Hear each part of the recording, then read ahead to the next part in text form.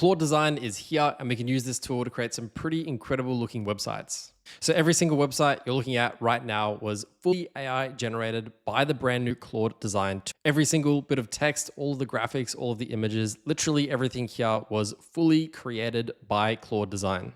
And if you've tried to use any of the previous Claude models to build out a website landing page for you, you've probably experienced a lot of the designs looking incredibly similar and really having that AI look to them. But now with Claude Design, it seems that they have done a lot of work, and now these websites look like legitimate templates that an agency or a proper designer might have created themselves.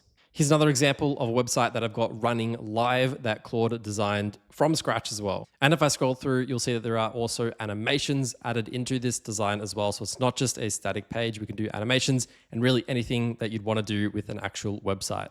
So for this video, I'm going to show you how you can use Claude Design to create a really cool looking landing page. And then I'll show you how you can take a design that you like outside of Claude Design so that you can host it live on the internet with animations as well, so you can actually start to use it. You will need a paid Claude plan in order to get access to this. And one thing that you do need to be aware of right now, as this tool has just been released, is that the usage limit of Claude Design right now is not very high, and I have hit the limit in multiple different Claude accounts already. So if you are going to be using this to generate a website or landing page, maybe just try and make sure that what you're looking to design is exactly what you want right away. So it can be quite costly if you are just looking to play around with this tool for now. But anyways, getting started, just head over to Claude Design once again, go up to the new prototype section and just type in a project name. When you create a new project, it is essentially going to add a new folder to this panel right here. And each of these folders is representative of exactly what you're looking to build. So if I'm creating some website concepts for a brand new website of mine, all of those websites can be stored all in one folder, and all of the assets related to that website will also all get stored in that one folder. Anyways, all that we need to do is just head over to the project name and we can just type in website. Obviously, you can type in whatever you want. And ultimately, there are two different options that we can select when we are getting started in creating our project. We've got a wireframe and we've got high fidelity. So we can use wireframe if we want to conceptualize the design before it actually gets created. So that probably is a smart move if you want to reduce your token consumption. Otherwise, if you don't have any patience and you want to go straight to the build, which is what I like to do, you can select high fidelity and that is just going to create the landing page right away. Now, once again, I have hit my usage limit already. You shouldn't have this pop up if you haven't used it yet. But once again, they're pretty strict on the amount of usage that you can use right now.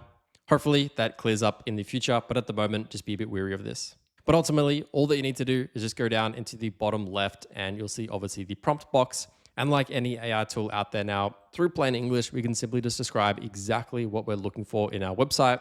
And obviously, this system is going to go ahead and do everything for us and build out those concepts already. Now, I'll just quickly jump into my other project to showcase exactly what my prompt was when I first sent it off. So honestly, it wasn't very complicated. And if I was looking to get an exact design out of it, I probably would have put a little bit more effort into the prompt. But ultimately, I just said, can you create 4 new design variants for our website? And I said, here is our current website. I added the URL of our current website. And then I just said, I've also attached an image of our logo. So if you've got a current website that you are looking to redesign, obviously I would recommend providing some of the assets and a website of your old website and a URL of your old website so that it can get all the context that it needs in order to be able to build out these sites more relevant to what you'd be expecting. And that's how it understood exactly what our business did so that it could make the websites a bit more relevant for me. Now, when you are going through the Claude design process, once again, if I was actually going through this process, if I hadn't run out of credits, it would essentially go through and provide you with some questions right after giving it that first prompt. And those questions, Claude itself is just going to AI generate and just ask you to get more information out of you. And for the most part, I just told it to decide for me as to what it was going to build. But if you had anything specific in mind, obviously you can just tell Claude exactly what you'd be looking for and it's going to be able to work from that. But anyways, this is pretty easy so far. Pretty much a 5-year-old could do this. And so this was pretty much it when it came to prompting out these websites. Now, after that initial prompt that I sent through, it created 3 variants for me and they were pretty good. I definitely could have used them if I wanted to. Although what I did after this is I provided it with 3 different images of sort of concepts that I found online that I wanted to try and replicate. And once again, because of the costs of Claude Design right now, this is something that I kind of would recommend you doing. So there are websites out there that have a lot of public projects of website designs, all available for us to view. This one right here is called dribble.com. And essentially you can type in landing page or whatever and scroll through a bunch of landing pages right here and really just find a design or a style that you're interested in. And you can pretty much just take or screenshot an image of this and send it into Claude Design to replicate that kind of style. And so if you don't want to bet on Claude Design one-shotting your prompt right away, this is a good way to get something or get a design similar to how you're looking a bit quicker. Another good website is Framer's template marketplace. You can scroll through here as well and just see a bunch of website designs that you'd be able to replicate simply by taking a look at them and taking a screenshot and providing it as inspiration for Claude Design to take a look at. So that is pretty much it when it comes to building out a landing page with Claude Design. It really is purpose-built for landing pages and doing this kind of task quite seamlessly.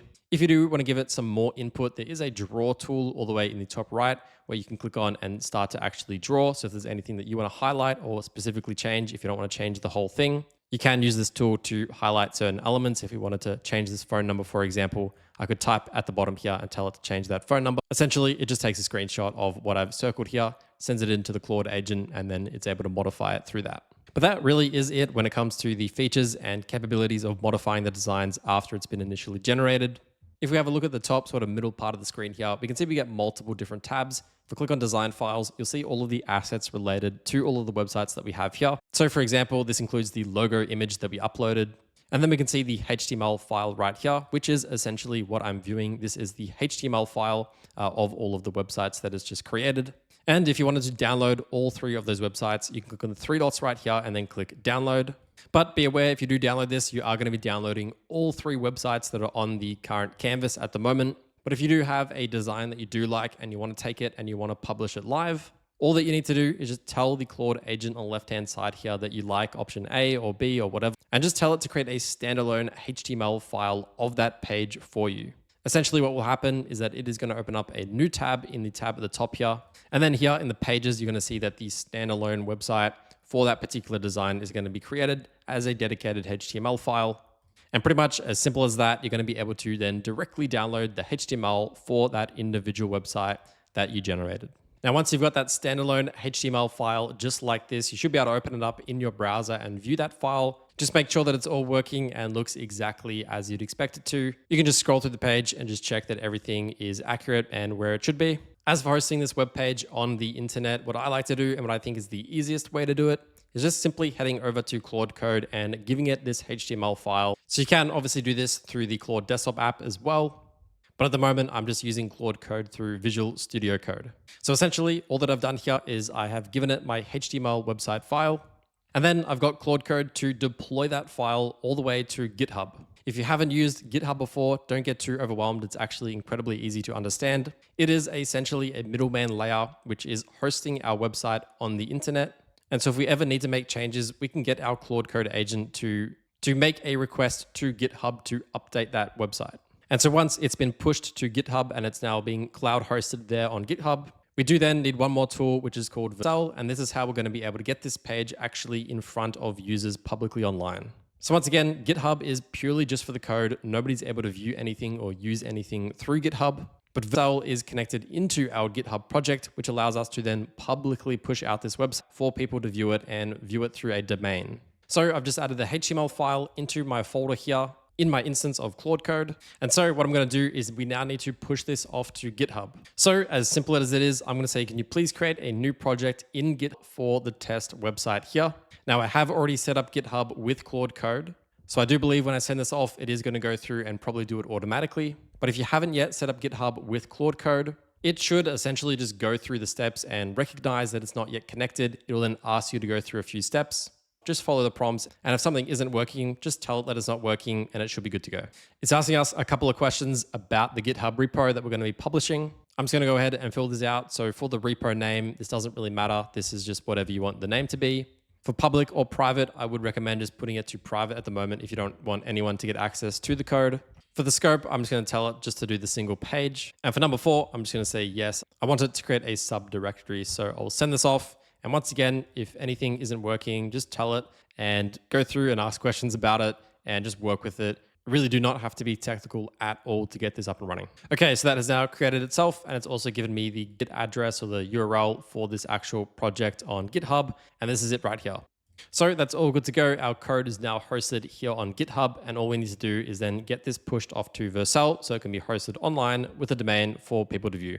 And to be honest, it is as simple as just telling Claude Code right here to now push it to our Vercel account. Once again, I have set this up so it already knows what my account is and it should go ahead and just publish it to my account. But if you haven't connected it yet, it will probably just go through the setup instructions to do so. You'll just have to create an account. Once again, it's free. Just log in, it should be connected, and then you'll be able to push it to a Vercel account. Otherwise, if you want to make it easy for yourself, you can also just sign up for the Vercel account just through the regular website.